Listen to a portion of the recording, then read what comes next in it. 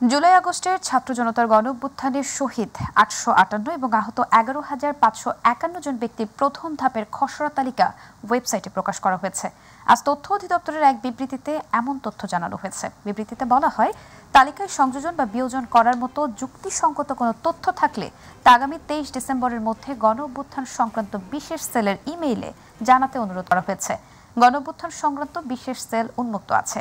আর আগে 24 সেপ্টেম্বর জুলাই আগস্টে সংগঠিত বৈষম্য বিরোধী ছাত্র আন্দোলনে বিভিন্ন সরকারি বেসরকারি হাসপাতাল ও জেলা পর্যায় থেকে সংগৃহীত শহীদদের নামের খসড়া তালিকা প্রকাশ করে সরকারের স্বাস্থ্য ও পরিবার কল্যাণ মন্ত্রণালয়ের স্বাস্থ্য সেবা বিভাগ।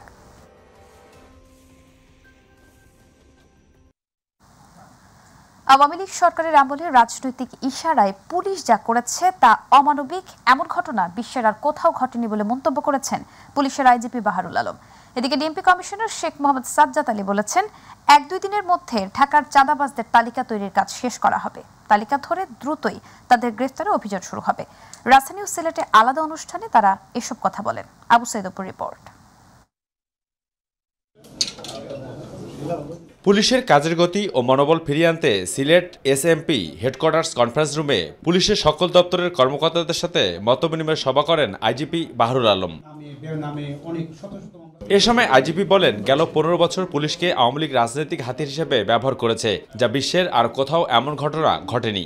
15 বছরে আমরা দলীয় ভাবে আমাদের উপরে প্রভাব এত বেশি, কুপ্রভাব এত আসছে যে আমরা হেন অন্যায় নাই আমরা করি নাই। আপনারা জানেন, আমরাও জানি, এবং এটার জন্য আমরা অবশ্যই অত্যন্ত দুঃখিত, অত্যন্ত লজ্জিত। দলীয় স্বার্থ উদ্ধারে পুলিশ বড় ধরনের অপরাধ করেছে এমন লজ্জা প্রকাশ করে আইজিপি বাহারুল আলম বলেন, নিরীহ ও মিথ্যা মামলা করে যাদের আসামি করা হয়েছে তাদের গ্রেপ্তার করা হবে না। হয়তো অপরাধ করেছেন 10 জন, ওইখানে তারা 1300 নাম দিয়ে দিচ্ছেন। যারা নিরীহ, যারা আদৌ এই ঘটনায় সম্পৃক্ত নন, তাদেরকে কোনো অবস্থাতেই গ্রেপ্তার করবে না।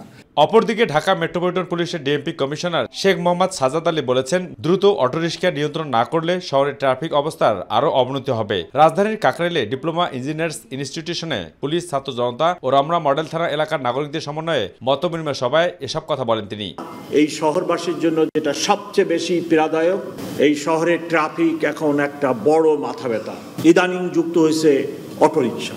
পায়ে চালিত এই রিক্সাগুলোর সাইজ একটু ছোট ছিল, অটোরিকশার সাইজটা আবার তার চেয়েও বড়। পাশাপাশি ফুটপাতে হকারদের প্রসঙ্গ তুলে ধরে বাস্তবতা স্বীকার করে ডিএমপি কমিশনার বলেন, এত বড় ঘনবসতির এই নগরীতে জনগণের জন্য 25 ভাগ রাস্তার প্রয়োজন হলেও আছে মাত্র 7%। একটি শহর প্ল্যানিংয়ে 25% জায়গা রাস্তার জন্য থাকা উচিত। আবু সাইদ অপু, মাই টিভি, ঢাকা। স্বাধীনতার পর প্রথমবারের মতো মৌলভীবাজার জেলা জামায়াতে ইসলামীর কর্মী সম্মেলন অনুষ্ঠিত হয়েছে। জেলা জামায়াতের উদ্যোগে মৌলভীবাজার সরকারি উচ্চ বিদ্যালয় মাঠে সকাল 11টায় এই সম্মেলন অনুষ্ঠিত হয়। অনুষ্ঠানে প্রধান অতিথি হিসেবে যোগ দেন মৌলভীবাজার জেলার বাসিন্দা জামায়াতের আমির ডক্টর শফিকুর রহমান। এ সময় তিনি বলেন, বিগত সরকার মানুষের সমস্ত অধিকারকে হরণ করে দেশে হত্যার রাজ্য কায়েম করেছিল। বিডিআর হত্যাকাণ্ড এবং 15 বছরের গুম খুনের জবাব বিগত সরকারকে দিতে হবে উল্লেখ করে তিনি বলেন, আগামীর বাংলাদেশ তরুণ প্রজন্মের হাতে তুলে দেয়া হবে। জাতিকে এরা 53টি বছর কায়দায় কৌশলে ফ্যাসিজমের মাধ্যমে বিভিন্ন ভাগে বিভক্ত করে রেখেছে। স্বাধীনতার পক্ষের শক্তি, বিপক্ষের শক্তি, মেজরিটি শক্তি, মাইনরিটি শক্তি, কতভাবে যে এরা ভাগ করেছে এই জাতিকে। কারণ একটা জাতিকে যখন টুকরা টুকরা করা যায় তখন তাদেরকে গোলাম বানানো সহজ হয়।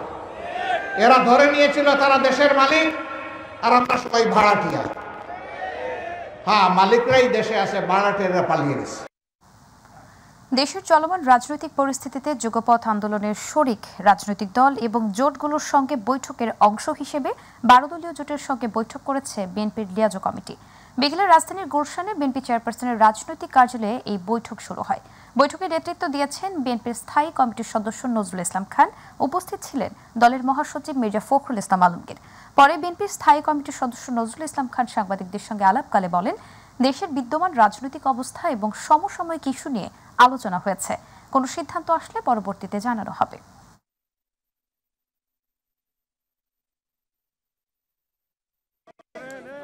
যেহেতু আমরা রাজনৈতিক আন্দোলনে ঐক্যবদ্ধ ছিলাম, অতএব আমাদের মতে খুব একটা পার্থক্য তেমন নাই।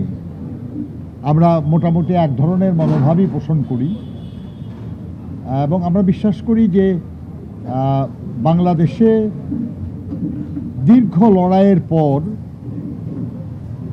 যে লড়াইয়ে বহু মানুষ খুন হয়েছে, গুম হয়েছে, লক্ষ লক্ষ মানুষ মিথ্যা মামলায় কারারুদ্ধ হয়েছে, নির্যাতিত হয়েছে,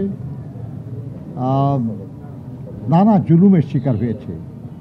এই লড়াইয়ের একটা চূড়ান্ত পর্যায়ে গত জুলাই আগস্ট মাসে ছাত্র শ্রমিক জনতার যে অভ্যুত্থান, তার মধ্যে দিয়ে ফ্যাসিবাদের পতন হয়েছে।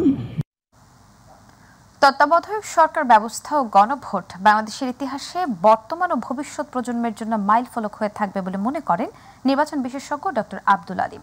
সর্বোচ্চ আদালত এ বিষয়ে রায় দিয়ে দেশের মানুষের ভোটাধিকার ফিরিয়ে দিয়ে স্বাধীন বিচার ব্যবস্থা নিশ্চিত করেছে বলেও মনে করেন এই বিশেষজ্ঞ। তবে তত্ত্বাবধায়ক সরকার এবং অন্তর্বর্তীকালীন সরকার ব্যবস্থা মুদ্রার এপিটোপিট বলে মনে করেন ডক্টর আব্দুল আলিম। মমিন হোসেনের ক্যামেরায় আবু সাইদ অপুর আরও একটি রিপোর্ট। গেল সোমবার 16 ডিসেম্বর জাতির উদ্দেশ্যে দেওয়া ভাষণে জাতীয় সংসদ ও স্থানীয় সরকার নির্বাচন কবে হবে সেই বিষয়টি পরিষ্কার করেন বর্তমান অন্তর্বর্তীকালীন সরকারের প্রধান উপদেষ্টা ডক্টর মোহাম্মদ ইউনূস। 2025 সালের শেষের দিকে নির্বাচন অনুষ্ঠান হয়তো সম্ভব হবে। প্রত্যাশিত মাত্রার সংস্কার যোগ করি তাহলে অন্তত আরও 6 মাস অতিরিক্ত সময় লাগতে পারে। প্রধান উপদেষ্টার ঘোষিত সময়সীমার মধ্যে নির্বাচন কমিশন সচিবালয় নির্বাচন আয়োজনে কতটুকু প্রস্তুত তার সুস্পষ্ট ব্যাখ্যা দেন প্রধান নির্বাচন কমিশনার এএমএম নাসির উদ্দিন। মাননীয় প্রধান উপদেষ্টা গতকালকে যে ভাষণ দিয়েছেন, উনি যে ইন্ডিকেশনস দিয়েছেন, আমরা ফুললি অ্যালাইন্ড। ওনার যে বক্তব্য অনুযায়ী আমাদের যদি যে ধরনের কাজ করতে হবে আমরা এর জন্য সম্পূর্ণ প্রস্তুত। প্রধান উপদেষ্টা ঘোষিত সময়সীমার মধ্যে নির্বাচন কমিশন সচিবালয় নির্বাচন আয়োজনে কতটুকু প্রস্তুত তার সুস্পষ্ট ব্যাখ্যা দেন প্রধান নির্বাচন কমিশনার এএমএম নাসির উদ্দিন। সময় আসলে তো দেখতে পাবেন। তো এ সময় রাজনৈতিক দলগুলোর সাথে সংলাপের বিষয়টি তুলে ধরেন সিসি।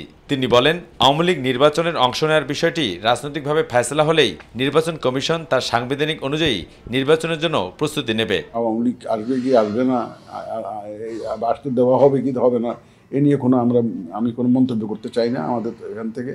আর একটা রাজনৈতিক ফয়সালা কি দাঁড়াইয়া দেখি, আপনারা এটা অপেক্ষা করুন, আমরা অপেক্ষা করি, দেখা যাক না শেষ পর্যন্ত। এদিকে নির্বাচন বিশেষজ্ঞ ডক্টর আব্দুল আলিম তত্ত্বাবধায়ক সরকার ব্যবস্থা পৃথিবীর সেরা নির্বাচন ব্যবস্থা উল্লেখ করে বলেন, অন্তর্বর্তীকালীন সরকার ও তত্ত্বাবধায়ক সরকার ব্যবস্থা মুদ্রার এপিঠ আর ওপিঠ। অন্তর্বর্তীকালীন সরকার মূলত এক ধরনের কেয়ারটেকার সরকার। কেয়ারটেকার সরকার নানা রকম হতে পারে। অন্তর্বর্তীকালীন সরকার হতে পারে, ইন্টারিম গভর্নমেন্ট হতে পারে, কখনো কখনো সর্বদলীয় সরকার। যখন কোনো একটা দেশে কোনো একটা সরকারের পতন হওয়ার পরে অন্যান্য দল মিলে যখন একটা সরকার গঠন করে, সর্বদলীয় সরকার হয়, সেটাও এক ধরনের কেয়ারটেকার সরকার। আর গণভোটের বিষয়টি ইতিহাসে স্বর্ণাক্ষরে লিপিবদ্ধ থাকার কথা উল্লেখ করে ডক্টর আব্দুল আলিম বলেন, জনগণের ভোটাধিকার নিশ্চিত করার সিদ্ধান্ত গণভোট দেশের জন্য ইতিবাচক। আপনি যখন এরকম একটা গুরুত্বপূর্ণ সিদ্ধান্ত নিচ্ছেন রাষ্ট্র সম্পর্কে, দেশ সম্পর্কে, গণতন্ত্র সম্পর্কে, তখন জনগণের তো মতামত থাকতেই হবে, তাদেরকে বাদ দিতে হতে পারে না। কাজেই গণভোটটা ফিরে আসাটা এটাও একটা নিঃসন্দেহে চমৎকার খবর এবং এটাকে আমি বলবো যে এটা জনগণের বিজয়। তবে আলোচনা আর সমালোচনা যাই হোক না কেন, তত্ত্বাবধায়ক সরকার ব্যবস্থা ও গণভোটের বিষয়টি উচ্চ আদালত রায় দেয় বাংলাদেশের ইতিহাসে মাইলফলক হয়ে থাকবে বলেও মনে করেন এই নির্বাচন বিশেষজ্ঞ। এই যে কেয়ারটেকার সরকার এবং গণভোট, এটা ফিরে আসা, আদালতের যে রায় হয়েছে সেই রায় একটা মাইলফলক হয়ে থাকবে। আবু সাইদ অপু, মাই টিভি, ঢাকা। অন্তর্বর্তী সরকারের করণীয় এবং দিক নির্দেশনা নিয়ে গণতন্ত্র পুনর্গঠনের জন্য সংলাপ শীর্ষক ধারাবাহিক সংলাপের আয়োজন করেছে centre for governance studies CGS. এরই ধারাবাহিকতায় আজ অনুষ্ঠিত হয়েছে আইন শৃঙ্খলা বিষয়ক সভা। সভায় বিশ্লেষকরা তুলে ধরেন দেশ সংস্কারের বিচার বিভাগ সহ আইনের নানা দিক। সেই সাথে অন্তর্বর্তী সরকারের ইতিবাচক সমালোচনাও করেন তারা। আসন্ন নির্বাচনে সংসদের যোগ্য প্রতিনিধি নির্বাচনে জনগণকে সচেতন হওয়ার তাগিদ দেন আলোচকরা। বিস্তারিত প্রতিবেদনে। সকালে রাজধানীর সিডাব মিলনায়তনে সেন্টার ফর গভর্নেন্স স্টাডিজ আয়োজিত গণতন্ত্র পুনর্গঠনের জন্য আইন শৃঙ্খলা বিষয়ক সভা অনুষ্ঠিত হয়। সেখানে আলোচনায় দেশের গণ্যমান্য ব্যক্তিবর্গ দেশ সংস্কারে তুলে ধরেন তাদের ব্যক্তিগত অভিমত। বাংলাদেশের নির্বাহী বিভাগ সর্বদাই সবকিছু নিয়ন্ত্রণ করে উল্লেখ করে আইন শৃঙ্খলাকে দলীয় মুক্ত রাখার কথা জানান আলোচকরা। সেই সাথে বিচার ব্যবস্থাকে কঠোর হওয়ার আহ্বান তাদের। 2007-এ যে একটা খসড়া করা হয়েছিল এক্সটেন্সিভ পাবলিক কনসালটেশনের পরে আমার যতদূর মনে পড়ে এই খসড়াটা তৈরি করা হয়েছিল। এখানে বেশ কিছু ভালো বিধান আছে, তো সেখান থেকেও কিন্তু গাইডেন্স নেওয়া যায়। শেখ মুজিবুর রহমানকে আমি প্রচন্ড ক্রিটিক্যালি দেখি, বাট তার যেটা হিস্টোরিক কন্ট্রিবিউশন, সারা বাংলাদেশ মিলে যুদ্ধ করে 9 মাসে যেভাবে দেশ স্বাধীন করেছে, শেখ মুজিব 10ই জানুয়ারি একা দেশটাকে আরেকবার স্বাধীন করছে। একই সঙ্গে অন্তর্বর্তী সরকারের উন্নয়নের সাধুবাদের পাশাপাশি সমালোচনাও করেন আলোচকরা। বলেন সংবিধান ভঙ্গ করে নিয়োগ দেওয়া হয়েছে উপদেষ্টা। উপদেষ্টা পরিষদের এমন একজন উপদেষ্টা আছেন যিনি যাকে সংবিধান লঙ্ঘন করে নিয়োগ দেওয়া হয়েছে। তিনি ইতিপূর্বে নির্বাচন কমিশনার হিসেবে দায়িত্ব পালন করেছেন। সংবিধানে বলে দেওয়া আছে যে কেউ যদি নির্বাচন কমিশনার হিসেবে দায়িত্ব পালন করে তার জন্য একটা পদ ওপেন, তিনি হচ্ছিল প্রধান নির্বাচন কমিশনার হতে পারবেন, কিন্তু প্রজাতন্ত্রের অন্য কোনো লাভজনক পদে তার নিয়োগ বাড়িত। এদিকে রাজনীতিবিদ ভালো না হলে রাষ্ট্র মেরামত সম্ভব নয় জানিয়ে সংস্কারের জন্য বারবার সভা সেমিনার না করে ভালো রাজনীতিবিদ আনার জন্য সভা সেমিনার করার আহ্বান জানিয়েছেন ব্যারিস্টার আন্দালিব রহমান পার্থ, এবং সেই সাথে আগামীতে যেন ভালো রাজনীতিবিদ সংসদে আসে সেদিকে জনগণকে নজর দেওয়ার তাগিদ দেন তিনি। খারাপ ভোটার খারাপ লিডার আনবে। I am sorry but this is truth. আপনি যদি এখন এলাকাতে তাকে ভোট দেন, মার্কা দেখে অস্থির হয়ে যান, তার প্রিভিয়াস রেকর্ড ভুলে যান, এবং আপনি যদি মনে করেন যে মার্কা দিয়ে দিল এই সবচেয়ে সত্য, এই সবচেয়ে ভালো মানুষ, এই ভালো খারাপে আগে কি করলো, আপনি যদি সেগুলি না দেখেন, খারাপ মানুষ আসবে। আর খারাপ মানুষ আসলে আপনি যত সংস্কার করেন, আপনি যা ইচ্ছা তাই করেন, আপনি যে ভাই বললেন যে ওরা মানে যা যা বললেন আপনারা সবাই, জুডিশিয়ারি বলেন, এই কমিশন বলেন, ওই কমিশন, আমরা সব ধ্বংস করে দেবো। পলিটিক্যাল সদিচ্ছা না থাকলে কোনোভাবেই রাষ্ট্র কাঠামো মেরামত সম্ভব নয় বলে জানান সাবেক আইজিপি এনামুল হক। যতটা আমরা সমষ্টিগতভাবে কাজ করতে পারবো ততই মঙ্গল। Have the courage to say no. আপনার যদি বিবেকে বলে যে এটা ঠিক না, আপনি এই সাহসটা রাখেন, আল্লাহ আপনাকে আজ হোক কাল হোক দেবে। নুসরাত শারমিন, মাই টিভি, ঢাকা। বাংলাদেশ এখনো ভারতের উপর কতটুকু নির্ভরশীল, এমন প্রশ্ন রাজনৈতিক ক্ষেত্রে উঠছে প্রতিনিয়ত। এক পক্ষ বলছে ভারতের সহায়তা ছাড়া অচল হয়ে পড়তে পারে বাংলাদেশ, আরেক পক্ষ বলছে ভারত যা দেয় তা পাকিস্তান, তুরস্ক বা অন্য দেশও দিতে পারবে। বাংলাদেশ, ভারত ও পাকিস্তানের এই ত্রিভুজ সম্পর্কের রেশ নিয়ে জুবাইর রহমানের রিপোর্ট। ছাত্র জনতার গণ অভ্যুত্থানের মধ্য দিয়ে স্বৈরাচারী শেখ হাসিনার পতনের পর থেকে ভারত বাংলাদেশের মধ্যে বৈরিতা তৈরি হয়েছে। এর প্রভাব পড়েছে বাণিজ্যিক সম্পর্কেও। সবশেষ চিন্ময় ইস্যুতে কঠোর মনোভাব দেখাচ্ছে ভারত। সরাসরি না বললেও দেশটির ক্ষমতাসীন নেতারা বাণিজ্যে বাধা দেওয়ার হুমকি দিচ্ছে। উগ্রপন্থীরা বিক্ষোভ করে কোথাও কোথাও বন্ধ করে দিচ্ছে স্থলবন্দরের কার্যক্রম। এতে ব্যাহত হচ্ছে দুদেশের আমদানি রপ্তানি।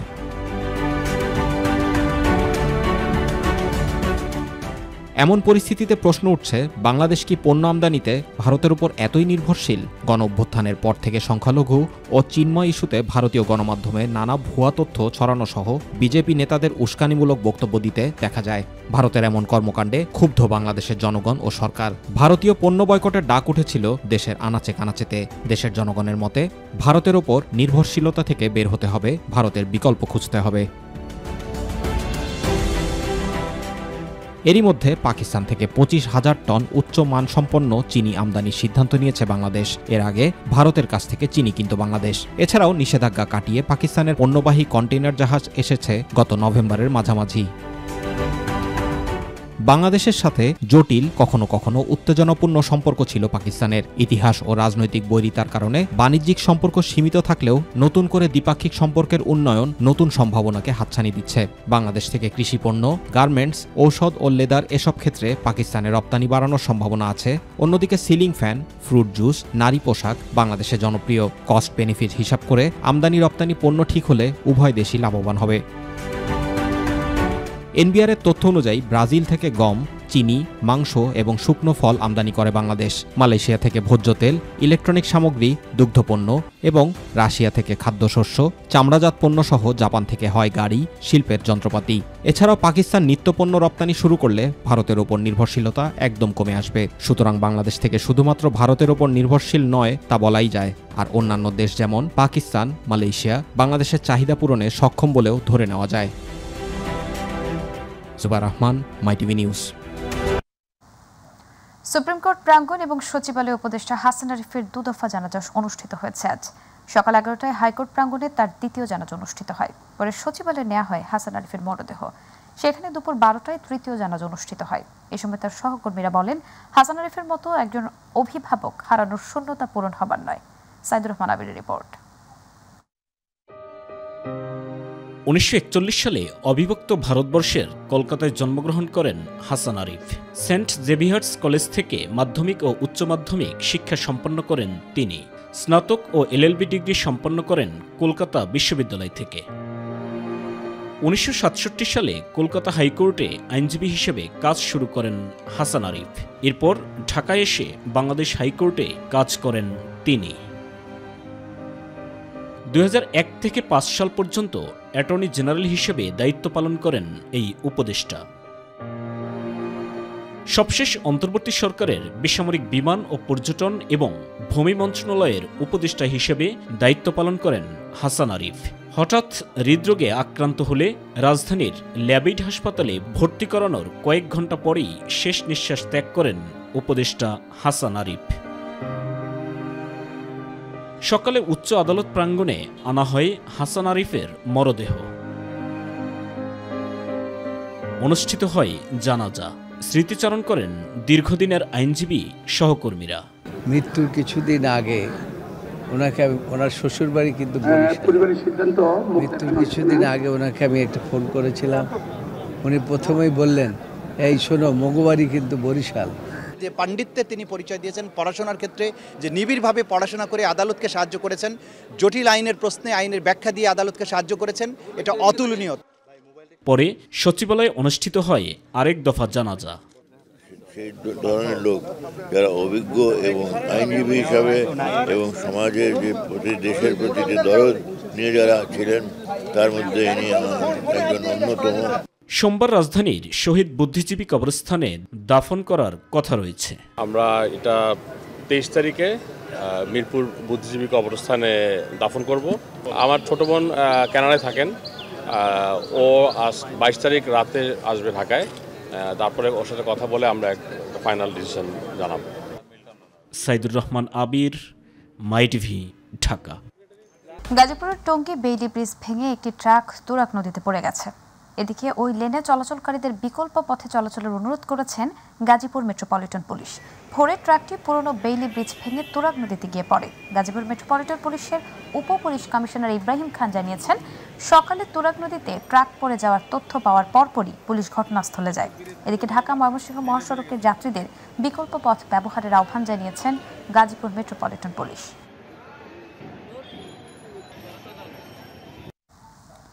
বঙ্গোপসাগরে অবস্থানরত লঘুচাপটি রাতে নিম্নচাপে পরিণত হয়েছে। এর ফলে দেশের দক্ষিণাঞ্চলে বৃষ্টি হয়েছে। কনকনে ঠান্ডার সঙ্গে বৃষ্টিতে জনজীবনে দুর্ভোগের যেন শেষ নেই। সমুদ্র বন্দরগুলোতে 1 নম্বর সতর্ক সংকেত দেখাতে বলেছে আবহাওয়া অফিস। নিম্নচাপ কেন্দ্রের নিকটবর্তী এলাকায় সাগর উত্তাল রয়েছে, তবে নিম্নচাপটি গভীর নিম্নচাপে পরিণত হওয়ার আশঙ্কা নেই।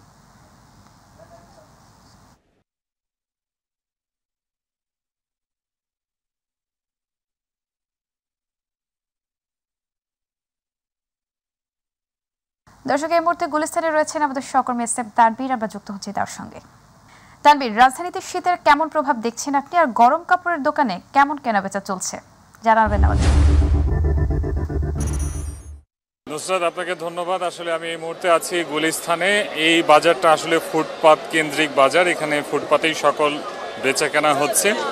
বেশ, এই জায়গাটাতে এসে আমরা যেটা ঘুরে বিক্রেতা ক্রেতাদের সাথে কথা বলে বুঝতে পারলাম, আসলে এখানে নিম্নবিত্ত এবং নিম্ন মধ্যবিত্ত মানুষই বেশি, তারাই এখানে কেনাকাটা করতে আসছেন। ঢাকায় এই মুহূর্তে শীতের প্রকোপ তেমনটা নেই, তবে ঢাকার বাইরে ভালোই শীত পড়েছে এমনটা জানাচ্ছেন ক্রেতারা। তারা বলছেন যে আসলে ঢাকার বাইরে যে পরিমাণ শীত পড়েছে তাতে শীতের কাপড়ের প্রয়োজনীয়তা অনুভব করতেই তারা এখানে কেনাকাটা করতে এসেছেন। আর ঢাকায় এখনও সে পরিমাণ শীত পড়েনি, তবে আবহাওয়া অধিদপ্তর বলেছে যে সামনে মাসে শীত আরও বাড়তে পারে, সেজন্য অনেকেই আগাম কেনাকাটা করছেন। তবে বিক্রেতারা বলছেন আসলে এই বছর সে পরিমাণে কাপড় সরবরাহ তারা পাচ্ছেন না, আবার অনেকেই অভিযোগ করছেন দাম বেশি। আমরা একজন বিক্রেতার সাথে কথা বলবো, আসলে কেমন বিক্রয় বা ব্যবসা কেমন চলছে, কি বিক্রি করছেন, কেমন বেচাকেনা চলছে? গেঞ্জি বিক্রি করছি এবং গেঞ্জির অবস্থা অনেক খারাপ, কারণ আপনার আগে যে পরিমাণ সেল হইতো এখন ওই পরিমাণ সেল হইতাছে না। এবং পাইকারদের কাছে মালের রেট অনেক বেশি। আমরা মালের রেট বেশি চাইতে পারতেছি না কাস্টমারদের জন্য, আর কাস্টমাররা বলতেছে তাও বলে দাম বেশি, এগুলো সমস্যা। মাল পাচ্ছেন অ্যাভেলেবেল? মাল আমাদের অ্যাভেলেবেল, কিন্তু কাস্টমার অ্যাভেলেবেল না। আগে আপনার গত বছর যে সময় মালটা সেল হইতো, গত বছর এই সময় একদিনে মাল সেল হতো 50,000 টাকা আপ, মানে একদিনে টোটাল মাল। এখন 20,000 টাকা হইতে অনেক কষ্ট হয়। এটার জন্য মানে প্রোডাক্ট অ্যাভেলেবেল কিন্তু মাল সেল হয় না। যে নুসরাত, আপনি যেমনটা শুনছিলেন, আসলে এখনো ক্রেতা সেরকম সমাগম ঘটেনি। শীত সে পরিমাণে ঢাকায় এখনো পড়েনি, তাই এখনো ক্রেতা সমাগম আমরা সেরকম দেখছি না। আমরা আরেকজন ক্রেতার সাথে একটু কথা বলতে চাই। আপু, একটু কথা বলবেন? একটু কথা বলা যাবে? কি কিনতে আসছেন আপনি? জুতা নিলাম, এরপরে বাচ্চাদের খেলনা নিলাম। কোথায় থেকে আসছেন? আমি তো আসছি বাসাবো থেকে। কি কি কিনলেন? জুতা কিনলাম, এরপরে একটা ফ্যান কিনলাম, তারপরে বাচ্চার লেখার একটা বোর্ড কিনলাম। হ্যাঁ, শীতের কাপড় কিনতেছি। নুসরাত, আপনি যেমনটা শুনছিলেন, আসলে এখানে এখনো মানুষের সমাগম থাকলেও সে পরিমাণ বেচাকেনা শুরু হয়নি, এমনটা বলছেন বিক্রেতারা। ক্রেতারা আসছেন আসলে ঢাকা শহর কেন্দ্রিক যারা আছেন তারা সে পরিমাণে এখনো কেনাকাটা শুরু করেননি, এমনটাই বলা চলে। আর ঢাকার বাহির থেকে অনেকে আসছেন, তারা কেনাকাটা করছেন। ঢাকার বাইরে সে পরিমাণ শীত এখন অনুভূত হচ্ছে। আবহাওয়া অধিদপ্তর বলছে সামনে মাসে শীত আরও বাড়তে পারে। বিক্রেতারা আশা করছেন হয়তোবা সামনে আরও কেনাবেচা বাড়বে। এই ছিল আসলে এখানকার বাজারের সর্বশেষ পরিস্থিতি। তানবীর, আপনাকে ধন্যবাদ। দর্শক, আমাদের সঙ্গে যুক্ত ছিলেন পাকিস্তান থেকে আমাদের সহকর্মী SM তানবীর। চলে যাচ্ছি পরবর্তী সংবাদে। অন্তর্বর্তী সরকারের বিদ্যুৎ, জ্বালানি ও খনিজ সম্পদ মন্ত্রণালয়, সড়ক পরিবহন ও সেতু এবং রেলপথ মন্ত্রণালয়ের উপদেষ্টা মোহাম্মদ ফাউজুল কবির খান বলেছেন, কিশোরগঞ্জের হাওরে অল ওয়েদার সড়ক নির্মাণের ফলে সৃষ্ট সমস্যা সমাধানে কাজ করছে সরকার। দুপুরে কিশোরগঞ্জের ইটনা উপজেলা পরিষদ প্রশাসনিক ভবনের সামনে সাংবাদিকদের তিনি এসব কথা বলেন। উপদেষ্টা মোহাম্মদ ফাউজুল কবির খান আরও বলেন, এখন থেকে অন্তর্বর্তীকালীন সরকার ঢাকায় বসে কোনো পরিকল্পনা করবে না।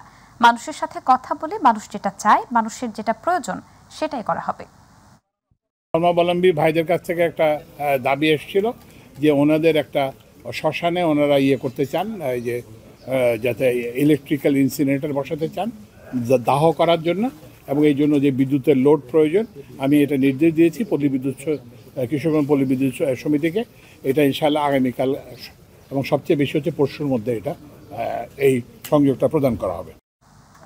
গণমাধ্যমের সংস্কার এবং সাংবাদিকদের অধিকার প্রতিষ্ঠায় সামনের দিনগুলোতে ঐক্যের আহ্বান এসেছে ব্রডকাস্ট জার্নালিস্ট সেন্টার BJCর ৫ম সম্মেলনের আয়োজকদের কণ্ঠ থেকে। সকালে জুলাই অভ্যুত্থানে ৫ সাংবাদিক সহ সব শহীদদের স্মরণে সম্মান প্রদর্শনের মাধ্যমে শুরু হয় সম্মেলন। সংস্কার, সুরক্ষা, স্বাধীনতা এই প্রতিপাদ্যকে সামনে রেখে নতুন বাংলাদেশের নতুন ধারায় সম্প্রচার মাধ্যমগুলোর পথ চলার প্রত্যাশা শোনা যায় আয়োজকদের কণ্ঠে। গণ অভ্যুত্থানে মাঠের গণমাধ্যম কর্মীদের ভূমিকার প্রশংসা করেন শহীদ পরিবারগুলোর সদস্যরা। গণমাধ্যম কর্মীদের দক্ষতা বৃদ্ধি এবং স্বাধীন সাংবাদিকতার বাধা উপেক্ষার নানা পরামর্শ দেন আমন্ত্রিত অতিথিরা। ভালো হতে হবে আপনাকে, আর এই জন্যই কিন্তু আমি ইন্ডিয়া বয়কটের বিরুদ্ধে আমি বলি তাদেরকে বিট করতে হবে যোগ্যতা এবং গুণের ভিত্তিতে, এবং সেটা করতে পারি। কারণ এই যে ছবি দেখালাম, উনি আমার কাছে এসেছিলেন, আমি তো তার কাছে যাইনি। অমিতাভ বচ্চন থেকে শুরু করে দিলীপ কুমার থেকে শুরু করে কে না আমার কাছে এসছে, আসতে হয়েছে তাদেরকে, হবে আমার কাছে আসতে, কারণ আমি জানি